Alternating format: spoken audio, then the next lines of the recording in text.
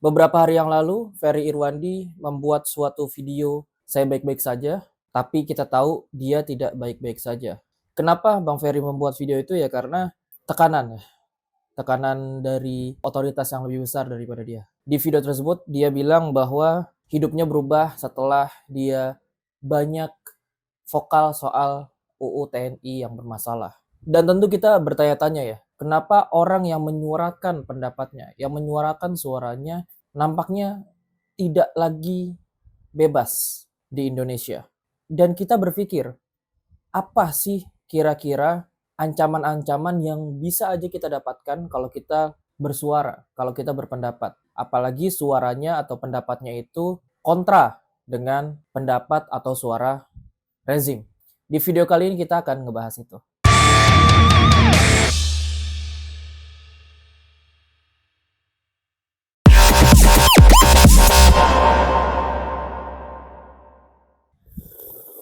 Halo, kembali lagi di channel AB17. Di video kali ini kita akan membahas apa sih kira-kira ancaman-ancaman yang kita dapatkan kalau kita vokal menjadi aktivis, terutama pada saat Indonesia saat ini ya. Karena kita tidak tahu Indonesia kedepannya seperti apa. Apakah Indonesia kedepannya akan lebih banyak mendengarkan orang, banyak mendengarkan pendapat rakyat, atau malah lebih buruk lagi, atau mungkin Indonesia udah keburu bubar. Kita tidak tahu. Banyak yang bilang kita akan kembali ke Orde Baru. Yang mana sejarah kita mencatat bahwa Orde Baru merupakan orde yang banyak melakukan pembungkaman.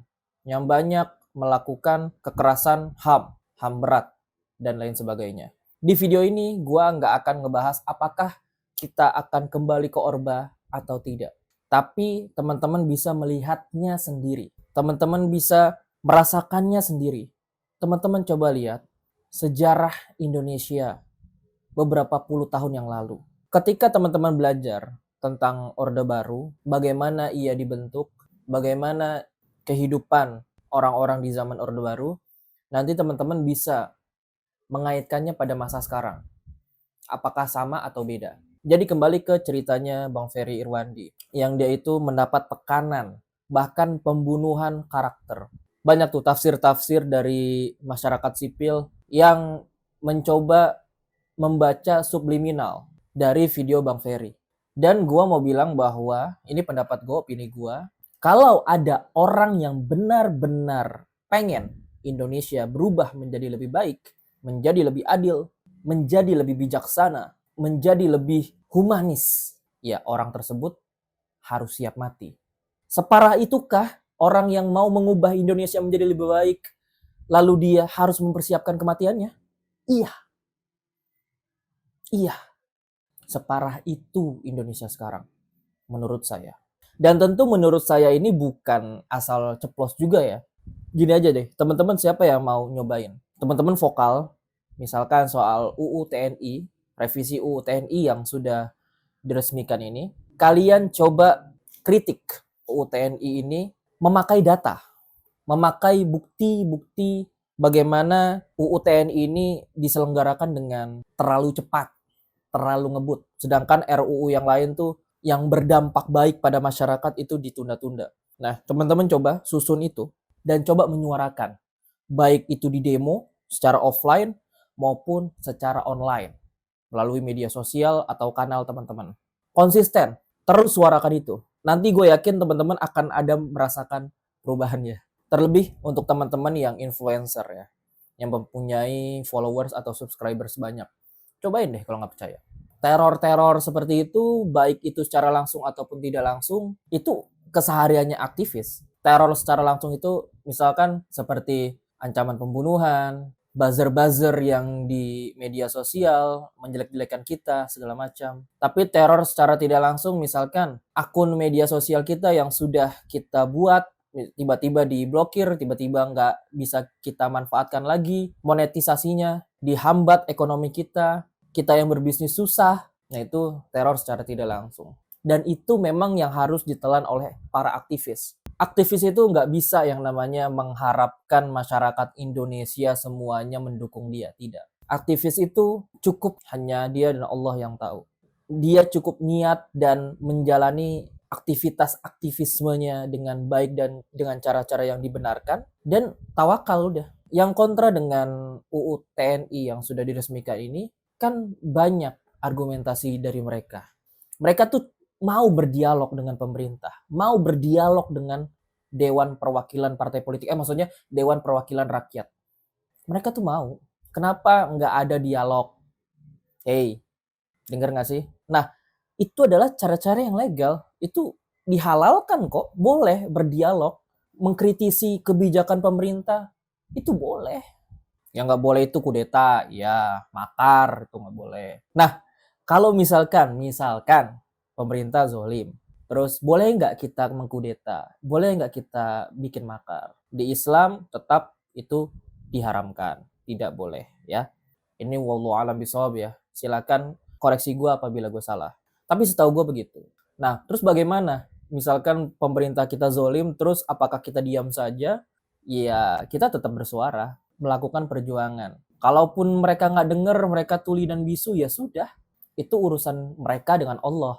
Urusan kita adalah menyampaikan kebenaran, menyampaikan argumentasi dengan data dan fakta yang ada.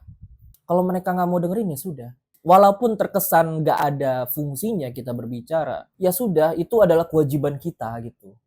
Meluruskan pemimpin yang zolim adalah kewajiban seluruh masyarakatnya. Bukan hanya kewajiban Dewan Perwakilan Rakyat. Dewan Perwakilan Rakyat aja harus kita nasihatin gitu. Harus masyarakat yang nasihatin. Lagi-lagi ya, seburuk itu Indonesia sekarang menurut gua.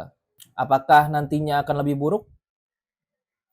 Kemungkinan bisa jadi. Dan buat teman-teman yang terlalu takut, yang masih jadi pengecut, yang masih jadi pecundang, yang nggak mau bersuara untuk kebenaran, untuk kebaikan, minimal diam. Ya, diam.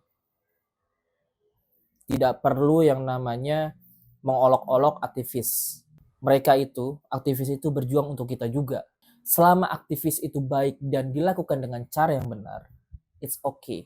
Kita jangan mengolok-olok mereka. Kalau kita tidak mau bersuara, mohon diam. Dan misalkan ada orang bilang begini, ya gue udah tua, gue udah berkeluarga, gue gak bisa lagi nih melaksanakan aktivisme lagi.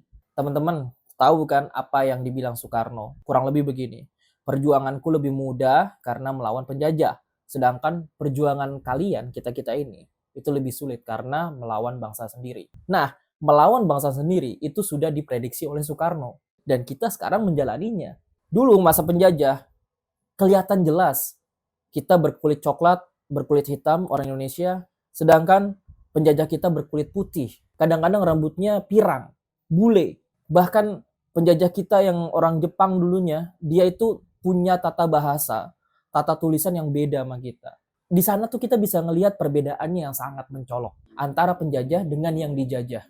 Sedangkan kita sekarang nih, musuh kita ada yang orang Jawa, ada yang orang Sunda, ada yang orang Batak, ada yang orang Aceh, ada yang orang Singkawang, ada yang orang Papua, ada yang orang Makassar, dan masih banyak lainnya. Semua suku di Indonesia itu ada orang jahatnya. Tapi tentu kita tidak bisa yang namanya pukul rata bahwa orang Jawa semuanya salah, orang Sunda semuanya salah, orang Aceh semuanya salah. Enggak bisa begitu.